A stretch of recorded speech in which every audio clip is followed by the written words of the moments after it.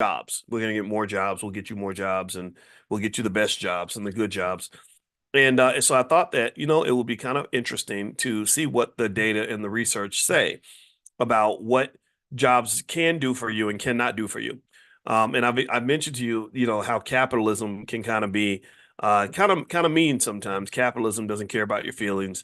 Starbucks, for example, Starbucks is doing something really interesting where they're literally telling workers that if they don't start coming to the office, that they're going to get fired, right? But I don't know if anybody knows that their new CEO, I want to say he's getting over $100 million a year, and he gets to commute to work every day. They gave him a private jet, and they said you can just fly in to the office whenever you feel like it. And now he's the CEO, right? So the rules are going to be a little different for him, of course, but at the same time, it's kind of a slap in the face for the workers at Starbucks. Starbucks is an interesting company. They really had a lot of problems. Their stock price was plummeting because they apparently hired a CEO that was terrible. Same thing with Nike. Nike and Starbucks both had a lot of issues, and both of them replaced their CEOs. And the thing that made me wish I'd bought more Starbucks stock is when they hired the new CEO, the stock price immediately went up like 25%. So literally billions of dollars in economic value was created just by hiring the new CEO. Like he didn't do anything. And just the expectation of what he's going to do, literally out of thin air created billions of dollars in value. And this is why understanding investing can be so beneficial to you, is that it allows you to really understand how wealthy people can literally create money out of thin air. They really can. Donald Trump, for example, his company, Donald Trump Tech, or I think it's Donald Trump Technologies or something. It's a terrible company. It's so bad. But he was able to get it publicly traded on the stock market, and the company's worth $10 billion. And Donald Trump owns 57% of that company, which means he owns $5.7 billion worth of that stock. Now, I'm looking at the stock right now because I'm really curious about it. We were talking about it earlier this week. It looks like it's down a little bit. It's down by about 2% the last week, but it's up 114% this month. And I think this might be election momentum. I don't know if I mentioned to you all that actually now on Robinhood, you can actually go and buy contracts on who you think is going to win the election. I talked about this a little bit yesterday. I don't know if anybody knows this or not, but you can. I went into my Robinhood app and I saw a picture of Kamala on one side and it said 39 cents. And then I saw a picture of Trump on the other side and it says 63 cents. And so see, there you go, right? The woman worth less than the man, right? But here's the thing. So I interpreted that as probabilities. Like, okay, so that means if I buy a Kamala contract for 39 cents, that turns into $1 if Kamala wins. If I buy a Trump contract for 63 cents, that turns into $1 if Trump wins. So I bought 1,200 Kamala contracts, right? I was like, okay, I'll put up 300 and something dollars, and if Kamala wins, then I'll get 1,200 bucks. And I did that because I not so much because of who I'm voting for or not voting for. I kind of feel like I really feel like that's more of a private matter. I think we should stop telling everybody who we're voting for. I think we should just do whatever we want and then just get back to the business of being black afterward. And anyway, the yeah, so I picked it because I was like, I don't think Kamala only has a 39% chance of winning the election. I think that she has a 50-50 chance, at least maybe a 52% chance. I don't know. It depends on which poll you look at. So I saw it as an arbitrage opportunity. I said, I'm gonna go buy me this undervalued asset right now. And this is the thinking of an investor. This is where you want to get to when you start investing, is you really, like, people ask me, like, what's a good stock? What's a bad stock? Should I buy stock in this company or that company? And the biggest question is not so much whether it's a great company or not. That does matter long term, especially, but it's more so about the price. Is the price lower than what it should be? If you're getting a bargain, then yeah, it makes sense. But if you're not getting a bargain, then it doesn't make sense. So it could be a great company. It could be IBM or Microsoft or something. But if Microsoft is overpriced, then Microsoft would be a bad investment. Do you understand? Not because it's a bad company. A good company and a good investment are two different things. Almost like even dating. Like a good woman ain't always the same as a beautiful woman, and a beautiful woman ain't always the same as a good woman. Do you get what I'm saying? Right? She might be as pretty as the day is long, but she might be terrible for your life. So when you're investing in something, whether you're investing in a stock or real estate, or making an even more important investment, like an investment in your life, in your relationships, You got to really sort of do that due diligence, do that assessment, have that consciousness to have multi-dimensional thinking. That's what we refer to as a bottom line that has a lot of variables in it, not just one or two. So anyway, that's what's been going on like in the financial world and stuff like that. And by the way, if you guys want to learn more about stocks and stuff, we do stock market Tuesdays, and there's a lot of material in the blackstockmarketprogram.com. The first 30 days are free. The blackstockmarketprogram.com. All right, so now the other thing I wanted to mention very quickly is black jobs. All right, so black jobs, that there's a conversation about that, and I saw somebody they did a little ad, and they were like, "What is your black job? What is your black job?" And I just think I it's not that, and then we've talked about this, right? I'm not a person who's like, "Ooh, you got a job? What's wrong with you?" No, no, no. I do jobs all the time. I'm doing a job this weekend. I'm going to go speak at the I think it's the Military Hair Expo or something this weekend. I should have the name in front of me. I apologize for not having it, but it's in Killeen, Texas. I'm excited because I grew up in Killeen when I was a little boy. And then I'm going to speak at the Black Diamond weekend the following weekend. So in that particular context, that's my black job. I work for them. They pay me to come speak. My goal is to help them and support them in any way that I can. So there's nothing wrong with having a black job. I take black jobs all the time.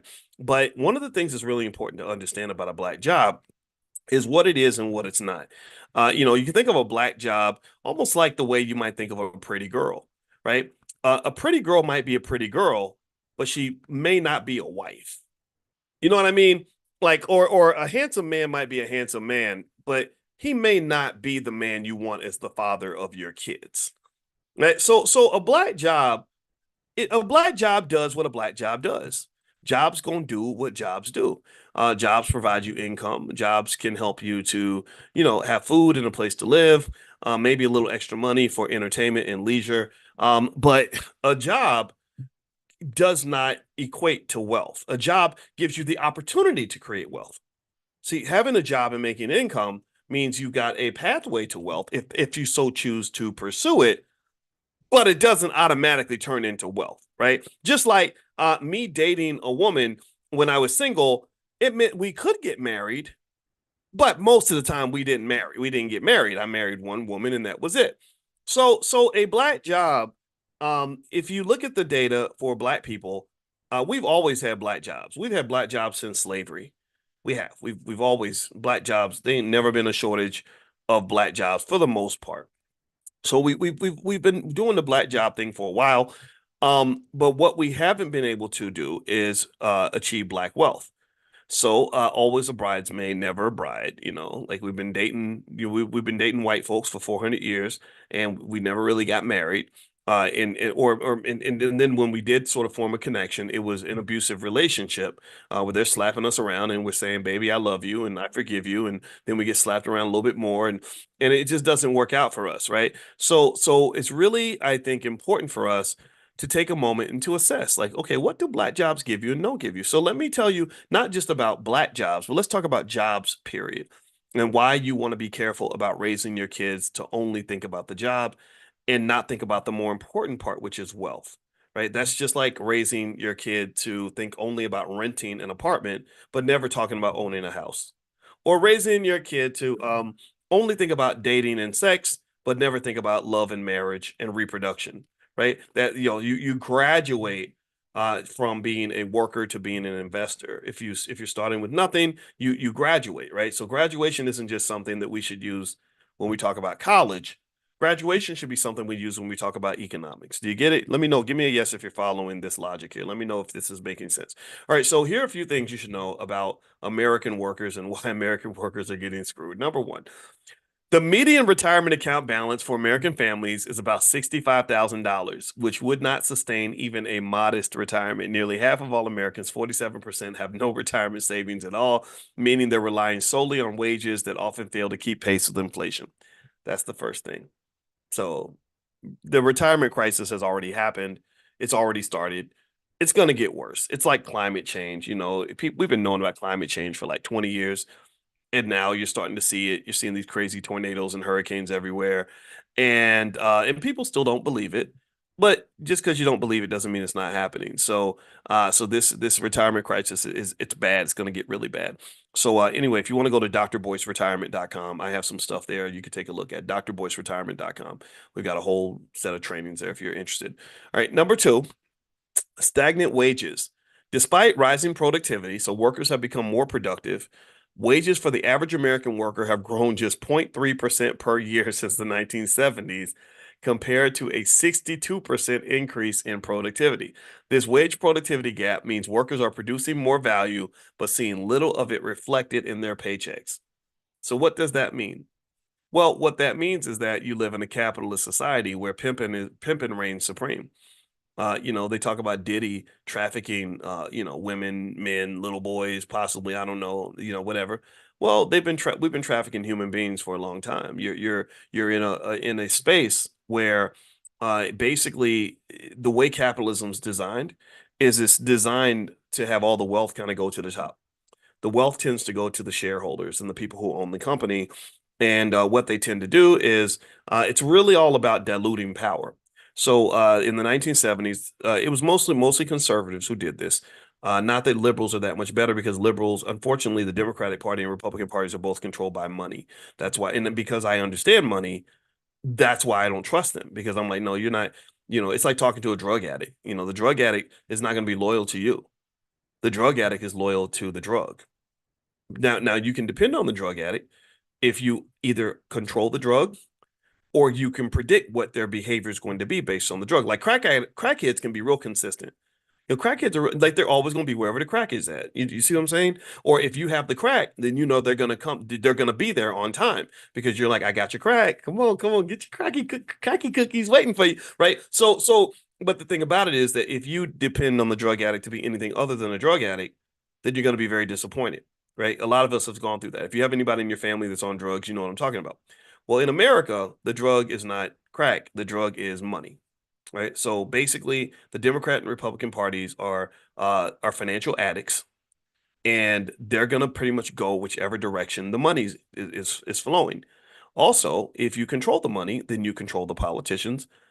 Third, if you want to succeed in this society, you got to get where the money's at. You have to align your interests with the people that control the money.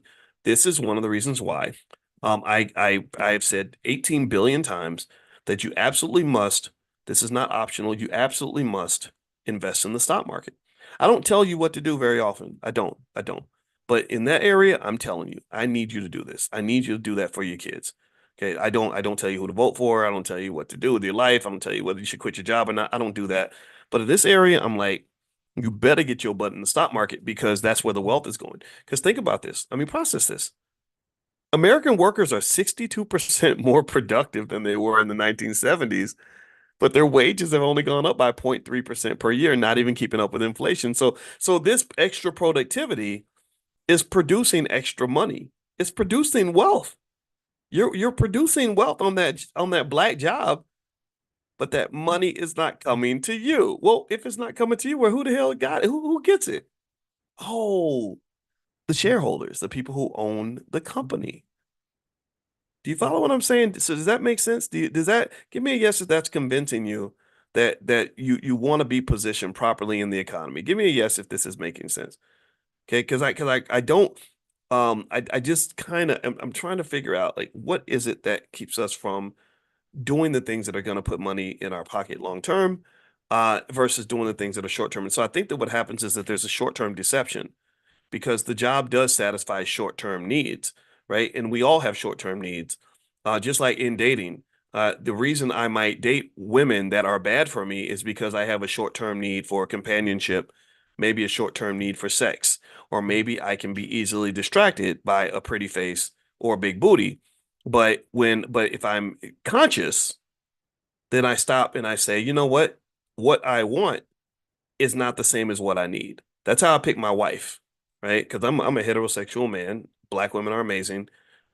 I've been kind of famous for a while, and I've always had money, so there's been some opportunities, right? But I got to the point where I was like, okay, let's make sure that we're not distracted by the short term stuff and not thinking about the long term stuff. And I'm gonna tell you the truth. I didn't always get it right. I didn't always get it right. I got married in my 40s.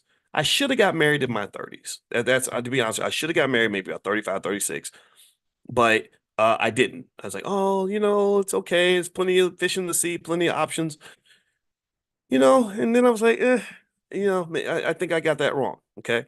And so I will say to you that it happens to all of us, right? And I would encourage you though, same thing with your economics.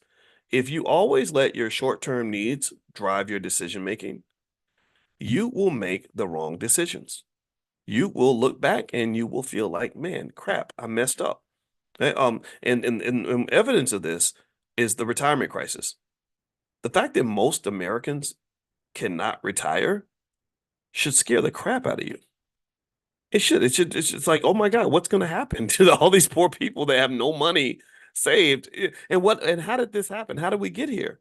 Well, because every day we were living day by day, week by week, trying to find a way to pay the bills with our little black jobs.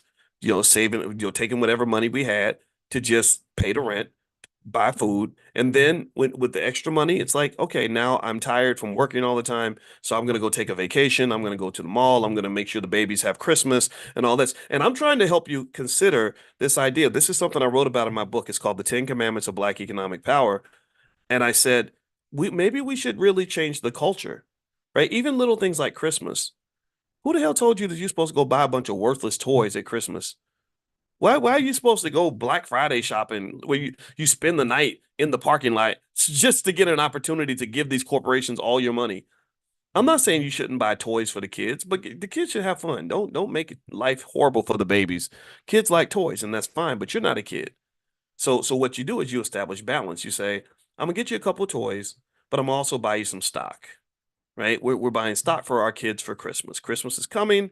Buy stock for your kids, put it somewhere, tell them they own stuff, talk about it, bring them to class if you want to. Some of you bring your kids to class every morning. I love that because kids understand, kids will listen, and even if they're not hearing it, they're gonna remember this. They're being raised in the culture. Just like the rappers are raising your babies and the trappers and the and the and some of the rapping prostitutes that we got now, just like they're raising your kids. I kind of want to be a professor that's helping to raise your kids too in a culture that's going to benefit them long term, that's going to help them get to a point where financial security is not something that they either consider to be impossible or elusive or extremely, extremely difficult. Because it can be difficult, right? It can be financial security, it's like it's almost like doing well on a test in college. It can be really easy or really hard. It really depends on how you use your time, right? It depends on whether you prepare. So when I was in college, I told you guys this. This is something I think it's kind of cool. I was proud of myself back then because I didn't think I was good at hardly anything. And I was the number one student on the entire campus at the University of Kentucky when I was there. They used to have all the black students' GPAs in this little ranking book, and I was ranked number one from the time I arrived to the time I left, and nobody ever came close. And so everybody was really intrigued and curious, like, how does this guy ace all his tests and keep such a high GPA? And the secret was really simple. The secret was preparation. The secret was that I became very time conscious when I was 19 years old. I remember thinking about time. And I said, wait a minute, there's 168 hours in a week. If I am sleeping for 8 hours a day, that's 56 hours. I have 112 hours left. If I go to class for 15 hours a week, I got 97 hours left. If I work a full-time job, 40 hours, I still have 57 hours left. So if I study 40 hours a week, I still have 17 hours a week to go to parties and hang out and have fun. That's a lot of time. And when I started thinking about it like that, I stopped. I realized, wait, the big mistake a lot of my friends were making is they were trying to get ready for their tests the day before the test. Anybody remember that in college? Where people would, 3 days for the test, everybody's panicking, everybody's trying to, learn 3 months worth of material in 2 days, and no dose, and now they're taking Ritalin in class, and all this chaos, right? And I remember thinking, this is stressful as hell. I don't like stress. I don't. I don't like being uncomfortable.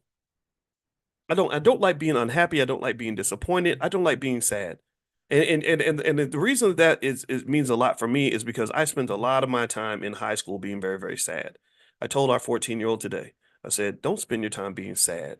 I was sad a lot in high school, and I wish I could get those days back. It almost brings me to tears thinking about how sad I was at that time because I didn't feel like anybody loved me. I didn't understand the world. It was really, really hard. I didn't fit in. It was tough, right? And so I don't like any of that. I don't like those horrible feelings, right? So when I would go through the stress of trying to study for a test that I had, 2 days from now, and I'm trying to learn 2 months worth of stuff, I was like, I don't like this feeling. I don't like being sleep deprived and stressed out and scared and everything. And then when you take the test, you don't really, it's not like you're gonna ace it. You get like a C or something, right? Because you're playing catch up. So here's what I did. This was a simple idea, and this actually applies to investing because except I was investing in other ways. So I realized everybody was cramming for tests, and I created something in my head. I called it jamming. And jamming was I noticed emotionally that after the test was over, I would be really, really like riled up. I would either be pissed off because I got a bad grade or pumped up because I got a good grade. But either way, I had all this extra energy. So what I said was, I said, okay, if I cram, but I cram 2 months before the test, then I'm going to have all these advantages that my classmates are not going to have. Meaning that, so right, what I would do is right after the test, I would look at the syllabus. Professors tell you exactly what's going to be on the test. I wrote a whole book about this stuff called Everything You Ever Wanted to Know About College. I'm sure it's on Amazon or something if you got kids going to college. But I'm a college professor, so that stuff is easy, simple to me now. But back then it wasn't. I was figuring it out. So I would literally look at the syllabus and I'd say, okay, we got a test in 2 months. It's going to cover these 5 chapters. So you know what I would do? Right after the previous test, I would read all 5 chapters and I would read them twice. So now I'm light years ahead of everybody else. I'm light years ahead of people that are smarter than me. I'm light years ahead of people that know the topic better than me. All the stuff, right? Like so in the class. So the benefit was twofold. One, I was really, really ready by the time the test came up. The information had really sank in because I'm going to hear it again from the teacher in class. Number two, guess who ends up looking like a genius in every class? It was me. I looked like the smartest kid, and I wasn't. Because the teacher would say, well, today we're going to talk about blah, blah, blah. Does anybody know the blah, blah? And I raised my hand. Yeah, the answer is India. Whatever, right? And the reason I knew it was because I'd read it in the book already. And everybody else was going to have the same information I had. I just had the information a little bit sooner than they did. Right. So literally 5 minutes later, everyone in class would know the answer was India. But because I knew it before everyone else, the teacher would say, "Oh, that must be the smart guy." Right? And so that was another benefit that I didn't see. So it was so my point is to say it's almost like that with really when it comes to investing. It's life is hard. You're always going to have to work hard. You're going to have struggles, you're going to have hills you got to climb, everything else. And one of the things that that studying finance so deeply taught me is the value of time and timing. See, a lot of times we're not just wasting money, we waste time. Um, when I think about the value of time, it applied at that time, it applied to academics.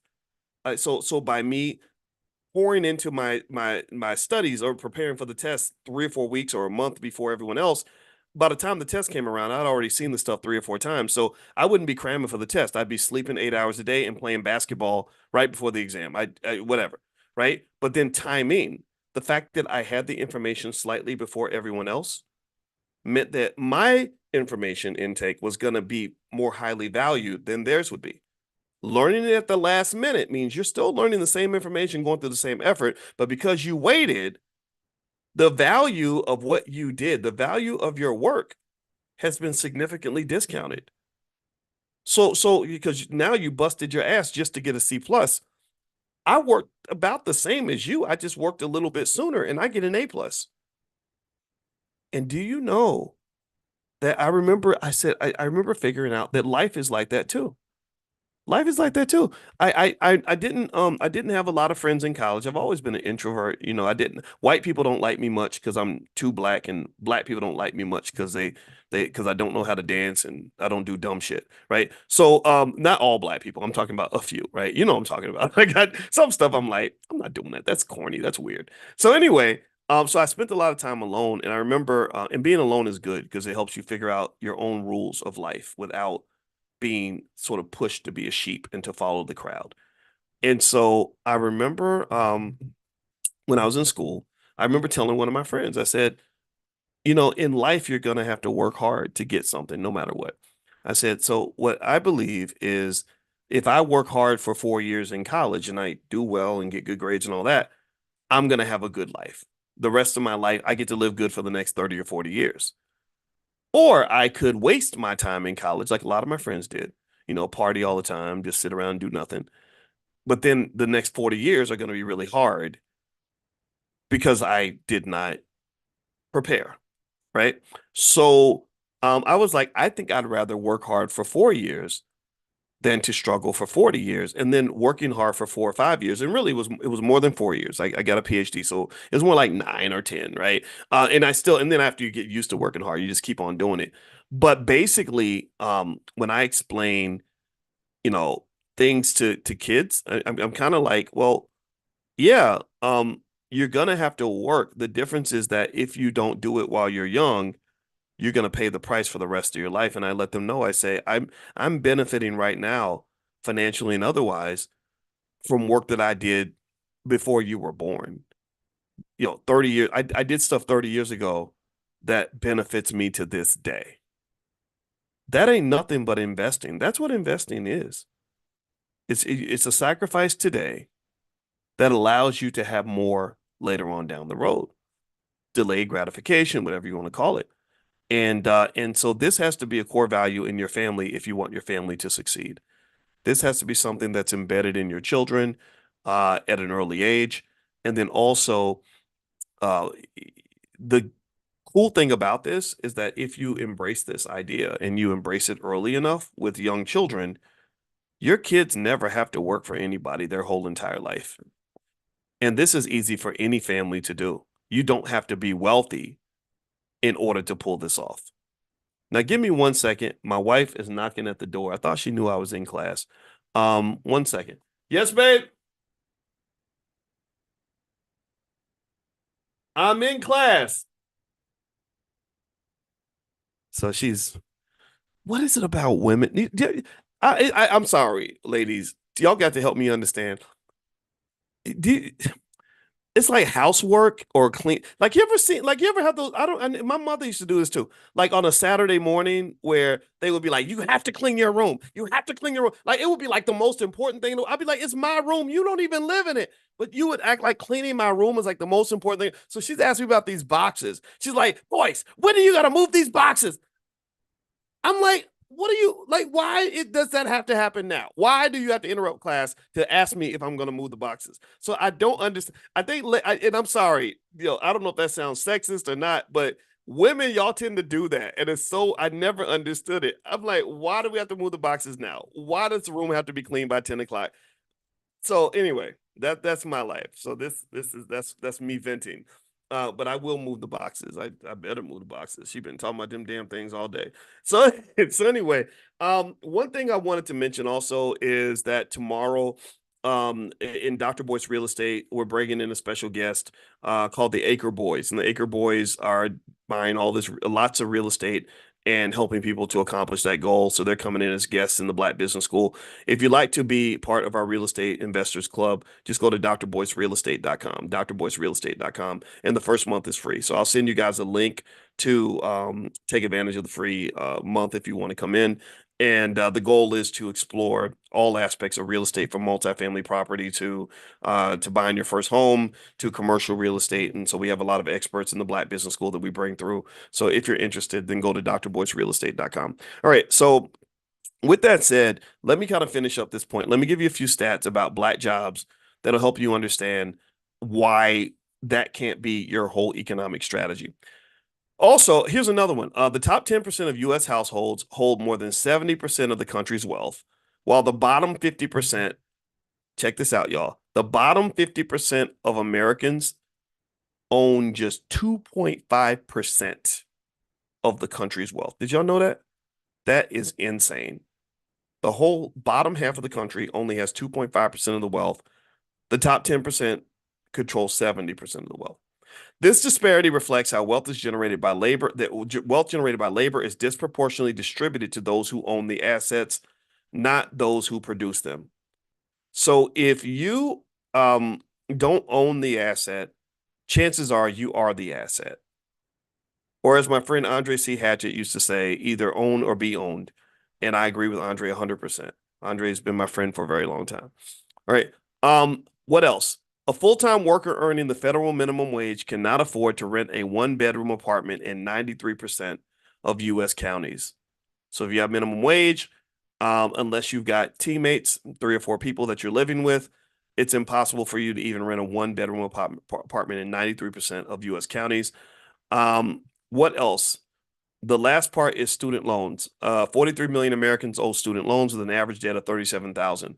Heavy loan burdens delay or entirely prevent wealth building activities like buying a home, investing, or saving for retirement, forcing workers to focus solely on paying down debt.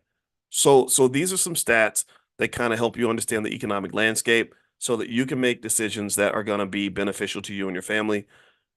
It's also important to make sure you warn your kids. You got to warn your kids.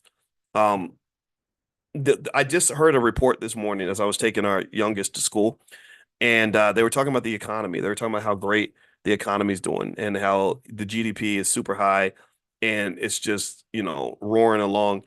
And you know why they said it's doing so well? Because people are buying stuff, the consumers. So the people that go to their little black jobs and they buy stuff like Christmas, oh, they can't wait for Christmas. We love we go shop like crazy. We'll go into debt for Christmas, right? So the consumers are propping up the economy, the spending. So they have a direct incentive to train you from an early age to spend, spend, spend, spend, spend. And I'm not here to tell you not to spend because I'd be a hypocrite. I spend money. What I'm saying is that if you're gonna spend, spend, spend, make sure you're also invest, invest, invest. If you're investing and you're doing it carefully and properly and consistently, then you can spend money. There's nothing wrong with enjoying your money.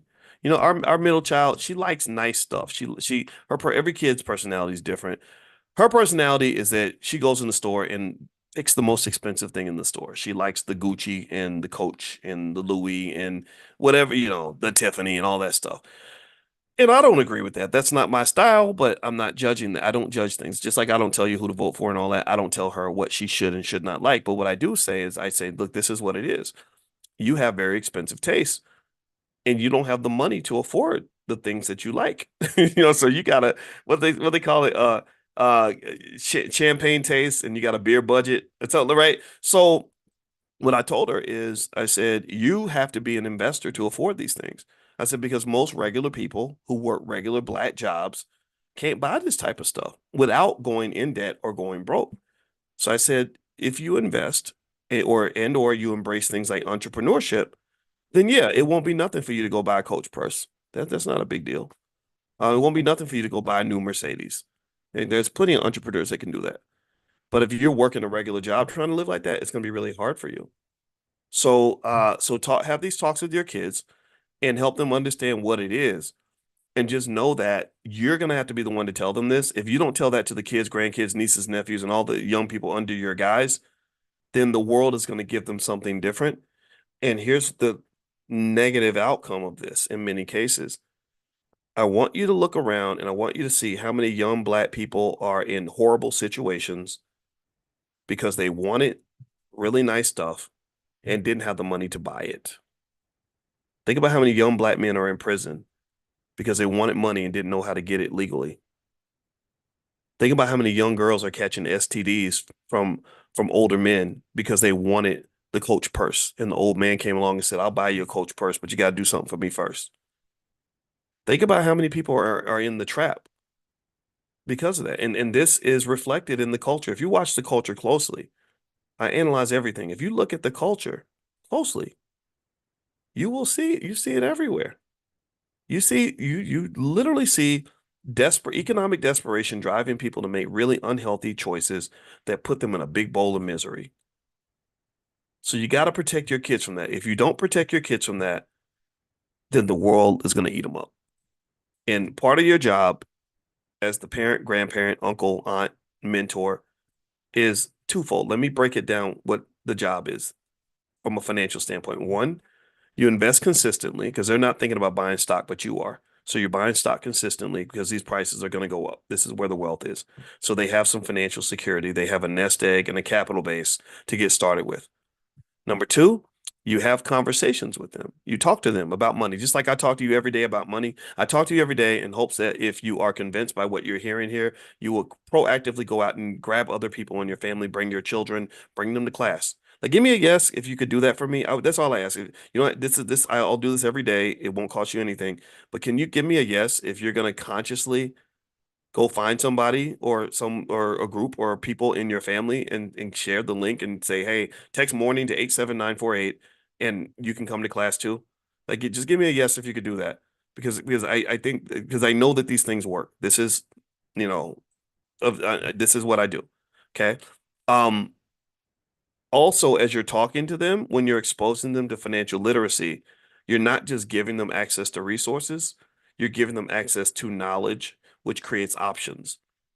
A person who has knowledge and exposure to a multitude of choices, they tend to be more successful because they can optimize in ways that other people can't. Somebody in the trap is not going to have an optimal life. Your best life does not live in the trap. Your best life does not live in this whatever mediocre space that Massa is going to give to you because he's got a job for you. He's already picked out your black job. He's like, I need you to do your black job so we can run this white economy. So again, I don't want to just make it racial because white people get duped as well. But because I'm talking to mostly black people, I have to keep it real with you. They have a plan for you from the time you're born, and that plan is not typically one that is going to be to your benefit. It's to the benefit of someone who owns assets. So participate in the economy. Just make sure you're an owner. Ownership is culture, and that's what's really important. Okay. I'm gonna finish up because my wife, as you heard, wants me to go move boxes out of the living room. These are boxes from the convention. It's all kinds of stuff. It's kind of crazy. It's only like three boxes. Why is she tripping like that? Anyway, anyway, I'm gonna so tomorrow night or we'll be here tomorrow morning, of course. If you want to be on the text list to get an invitation to class, text the word morning to 87948. Text morning to 87948. If you live in another country, you can go to b1moneytips.com and sign up there. b1moneytips.com. Third, if you want to join us tomorrow with the Acre Boys and Dr. Boyce Real Estate, you can go to drboycerealestate.com and participate in that. And some of you that were asking about retirement, I did put together a curriculum at drboyceretirement.com. So feel free to take a look at any of those resources if they will help you. So God bless you guys. Have a great day. Thank you so much for listening. I hope this conversation was beneficial. I will see you all very, very soon. Take care now. Bye bye.